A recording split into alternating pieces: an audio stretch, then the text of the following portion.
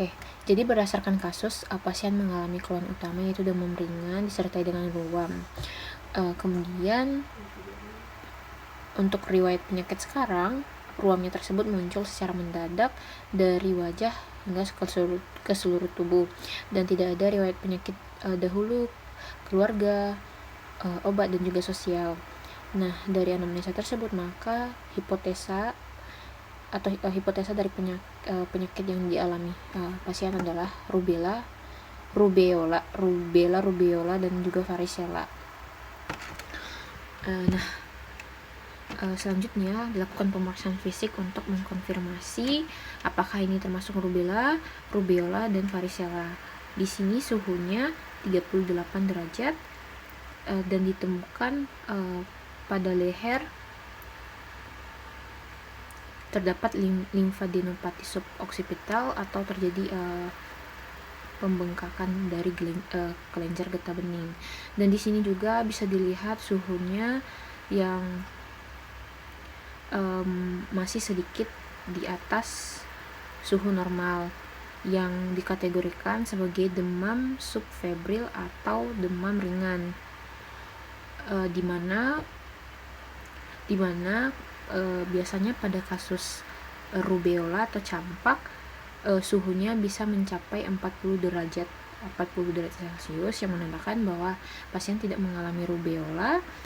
Terus untuk varicella sendiri, di sini dia tidak mengalami pembengkakan dari kelenjar getah bening. Maka dari pemeriksaan fisik ini, diagnosa utama kasus pasien adalah rubella. Oke, jadi sebelumnya untuk perjalanan penyakitnya sendiri dimulai dari virus rubella yang menyebar melalui droplet pernafasan, di mana dia akan masuk ke dalam mata dan juga hidung dan mulut. Pada saat dia di mata, dia akan menempel pada reseptor yaitu myelin oligodendrosit glicoprotein, sehingga terjadi endositosis, dan dia mulai bereplikasi nih di dalam mata sehingga terjadi vasodilatasi dan juga inflamasi akibat sitokin proinflamasi yang merespon dari keberadaan infeksi tersebut. Nah, itulah yang menyebabkan konjungtivitis. Selanjutnya dia masuk ke epitel mukosa respi. Di sini dia akan mulai mengiritasi epitel mukosa, yang menyebabkan imun datang untuk melawan dari si virus. Akibatnya terjadi inflamasi, dan sitokin atau mediator inflamasi tersebut ternyata meningkatkan atau menstimulus atau meningkatkan sensitivitas dari ujung saraf sensorik, terutama nosireseptor. Akibatnya terjadi batuk, usaha tubuh untuk melepaskan virus, dan juga nyeri tenggorokan akibat iritasi. Nanti virus akan lanjut masuk ke nasofaring nih. Sampai nasofaring dia akan menginfeksi, di mana proses infeksi atau replikasi dari virus sendiri itu dimulai dari sel epitelnya. Jadi si virus ini tuh, rubella ini memiliki protein namanya E1E2 yang akan binding dengan reseptor yang ada di sel epitel. Terjadilah fusi yang menyebabkan dia melepaskan nukleokapsid. Nukleokapsid ini nanti melepaskan RNP, jadi sejenis RNA rantai tunggal yang positif. Nah, karena dia positif, maka dia bisa langsung masuk ke dalam retikulam endoplasma untuk diproses menjadi protein baru. Nah, di sisi lain juga dia memperbanyak RNA itu akan diperbanyak, lalu tadi yang masuk ke RE ini akan dilepaskan membentuk protein yang kemudian dibungkus oleh badan Golgi. Nah, protein yang ada di dalam vesikel ini kemudian bergabung dengan RNA yang dihasilkan sebelumnya, sehingga terbentuklah virus baru yang akan dilepaskan ke darah. Nah, selama dilepaskan ke darah, ternyata imun langsung merespon seperti makrofag, sel dendritik, dan juga sel NK, di mana mereka akan berusaha mengkill atau membunuh dari virus tersebut. Nah, ternyata ada beberapa virus yang lolos masuk ke KGB, menginfeksi KGB. Nah, kalau sudah menginfeksi KGB, apalagi kan di kelenjar getah bening banyak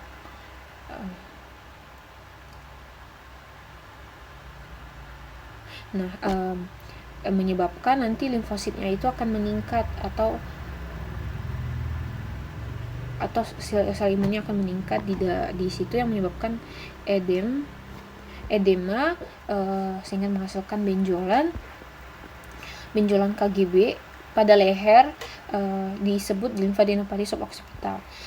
Setelah dia menginfeksi KGB, barulah jadi sebelumnya ketika dia bereplikasi dan keluar, dia akan mencari KGB lokal yang terdekat, makanya dia masuk ke KGB dulu. Barulah nanti setelah di KGB dia akan viremia keluar ke darah menuju organ-organ target lainnya untuk berkembang biak. Nah, jadi untuk respon imun sendiri, yang tadi ketika dia sampai ke darah itu langsung direspon oleh innate. Setelah dia masuk ke dalam tubuh akan direspon oleh sel imun innate seperti makrofag, sel dendritik, dan juga sel NK yang melepaskan pirogen endogen seperti IL-1, IL-6, TNF-alpha, yang mereka ini tuh akan ke otak menembus OVLT, masuk ke lewat OVLT, terus memproduksi PGO2 melalui jalur COX-2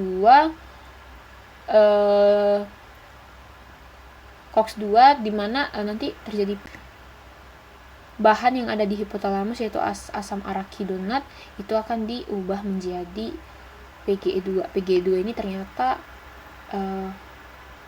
mampu mengubah set point hipotalamus. Elevasinya membuat tubuh mempertahankan atau meningkatkan panas, sehingga suhu perifer juga ikut mengikuti dari suhu inti yang menyebabkan demam. Nah, selain itu ternyata direspon juga oleh yang adaptif seperti T cell dan B cell. Nah, ternyata T cell ini yang akan memicu ruam atau makula papularnya. Sedangkan B cell karena dia ini jadi B cell ini tuh kan dibentuk oleh sumsum tulang. Jadi tapi sebenarnya selama sitokin atau sistem imun dirangsang, biasanya akan menghentikan hematopoiesis, terutama trombosit, pembentukan produksi trombosit. Itulah yang menyebabkan nanti produksi trombosit akan menurun atau trombositopenia. Nah, dia lanjut ke mulut nih. Di mulut tadi sebelumnya dia harusnya sudah melewati mulut. Nah, ternyata di mulut dia menimbulkan gejala.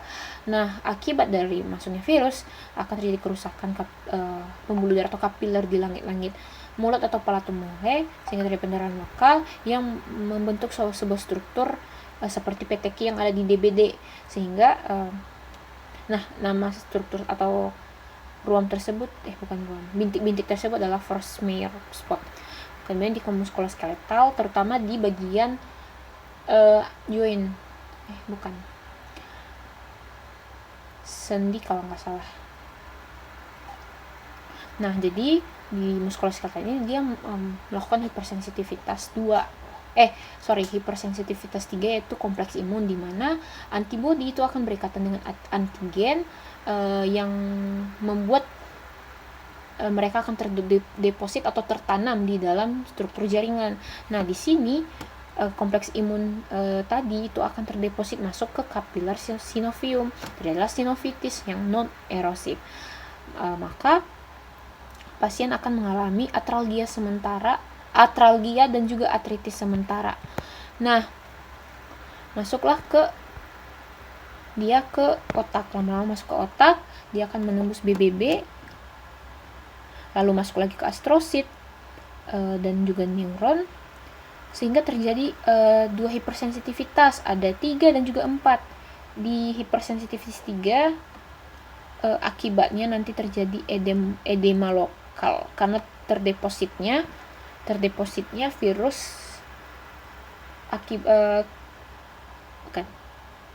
terbentuknya kompleks imun yang menyebabkan terdepositnya kompleks imun tersebut di dalam jaringan otak yang menyebabkan terbentuknya edema.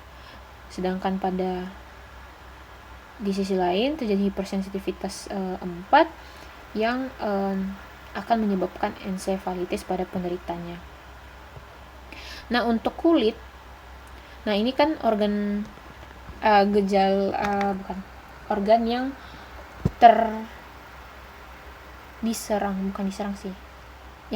oleh virus yang akhirnya nanti akan menimbulkan gejala ruam. Jadi untuk kulit sendiri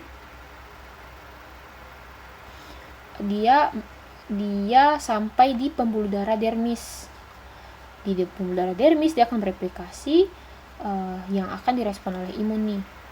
Respon imun dengan hipersensitivitas 3. Terjadi kompleks imun terdeposit di dermisnya. Nah, bersama dengan itu dilepaskan juga zat seperti histamin, IL-1, IL-6, dan TNF-alfa. Histamin merangsang vasodilatasi pembuluh darah sehingga pembuluh darah pada dermis itu akan eritema atau memerah. Terus juga terjadi kerusakan kan pada kapilernya sehingga terjadi peningkatan permeabilitas kapiler, dan juga akibat deposit tapi dalam kadar yang bukan kadar sih, karena jumlahnya sedikit maka sedikit edem sehingga terbentuklah makula. Kemudian terjadi juga infiltrasi atau masuknya sel imun di sekitar pembuluh darah, di sekitar pembuluh sehingga membentuk struktur seperti papula. Makanya jenis ruam yang pada pasien penderita rubella adalah makula papular eritema. Kita masuk ke ulangnya. Jadi untuk patofisiologinya mungkin itu saja, maka lanjut ke fase klinis. Ternyata dia mengalami inkubasi selama 14-21 hari, dan ini kondisi tanpa gejala. Dia masuk ke fase prodromal sekitar 1-5 hari, disertai dengan demam ringan, malaise, limfadenopati, retroaurikular, dan juga pada suboksipitalnya. Nah, terjadilah erupsi, pembentukan ruam makula papular eritema yang terjadi secara cepat, kurang lebih dari 3 hari, dan penyebarannya itu dari wajah hingga ke seluruh tubuh. Nah, bedanya dengan rubeola, kalau rubeola biasanya dimulai dari belakang telinga karena dia menginfeksi kelenjar getah bening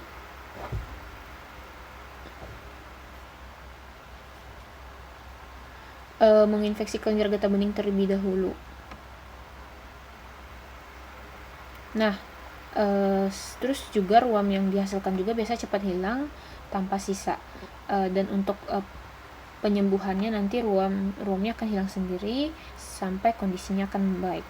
Nah, untuk pemeriksaan penunjangnya yang pertama adalah IgM antirubella, di mana biasanya saat 4-7 hari hasilnya akan positif setelah ruam. Terus ada gigi antirubella, sama juga untuk imunitas atau infeksi yang lalu atau lampau. Biasanya untuk konfirmasinya itu terjadi kenaikan 4 kali lipat dari nilai normalnya. Terus ada PCR rubella dengan menggunakan swab nasofaring atau urin untuk mendeteksi RNA dari virus. Terus juga bisa dilakukan hitung darah untuk hitung darah, misalkan kayak trombosit tadi, terus leukositnya, dan hasilnya nanti kemudian diinterpretasikan. Oke, jadi itu untuk mekanisme atau kasus dari campak Jerman rubella. Sekian, semoga bermanfaat.